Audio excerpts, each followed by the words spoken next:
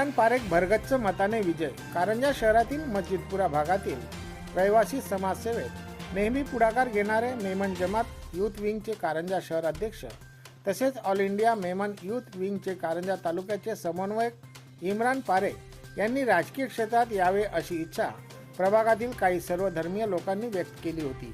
जनतेची इच्छा पूर्ण करण्यासाठी ऑल इंडिया इतिहादील मुस्लिमींचे महाराष्ट्र प्रदेश उपाध्यक्ष हाजी मोहम्मद युसुफ पुंजानी यांनी इम्रान पारेख यांना प्रभाग क्रमांक 10 मध्ये उमेदवारी देऊन राजकीय मैदानात उतरविले.